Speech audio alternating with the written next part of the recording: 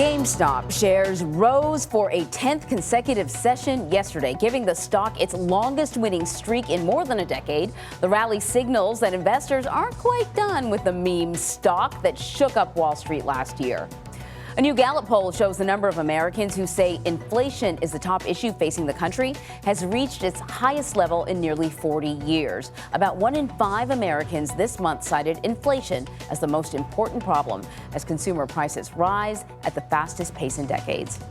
And President Biden has announced a $5.8 trillion budget proposal for the 2023 fiscal year, which includes a wealth tax for the richest people in the country. Households with assets of more than $100 million would face a minimum tax of 20%. So here to discuss is Mick Mulvaney. He's a former Office of Management and Budget Director. And today I am pleased to welcome him as a CBS News contributor. So happy to have you here. Thank you so much. You're the guy to ask about this. So we learned yesterday that some of the plan is, the proposal is to tax some of the richest Americans in this country in a way that they have not been taxed before. Can you sort of explain the proposal for us and how it would work?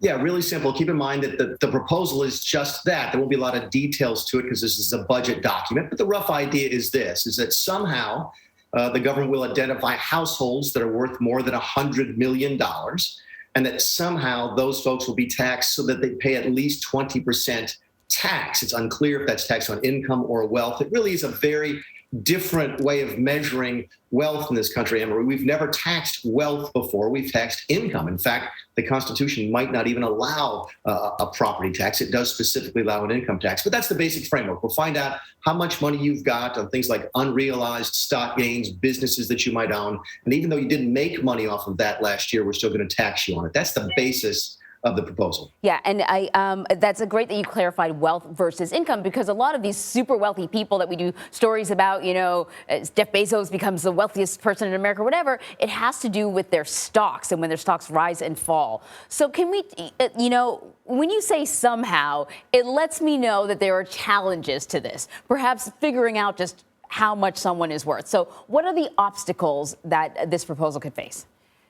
Oh, I think there's myriad. There's so many of them. It's hard to sort of define them. And I really don't think the Biden administration expected this to become law. This has been floated previously by various members of the Senate. I think Elizabeth Warren floated the idea of a wealth tax previously during one of the COVID discussions, and it got shot down, including by most Democrats. This is really, really hard to do, to tax wealth, because technically all of us would have to prove that we're not worth $100 million. Now, well, you know I'm not, and I know you're not. We still have to prove that to the federal government. That would be really, really difficult for every taxpayer in the country to do. And that's just the first threshold. So, no, a budget document is a messaging document. It's not a specific document. Yeah, it's got a bunch of numbers in it. But really what it is, it's the ideas that an administration wants to push. So it's sort of the follow-up to what you might see in a State of the Union. It's the numbers behind the ideas at the State of the Union, but it's not going to be a specific proposal, and certainly this one isn't. So since you and I are likely not going to be impacted by this portion of the proposal, I mean, just a regular working class American, you know, should they care?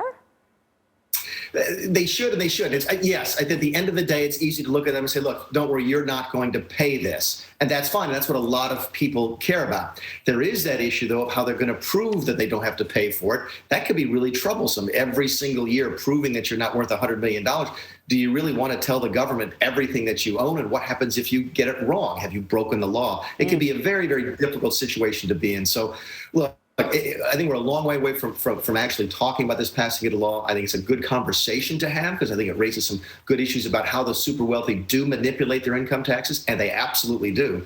But I'm not sure this is going to be the way that we solve this particular challenge. Mick Mulvaney, thank you so much and welcome. Thanks, Anne-Marie.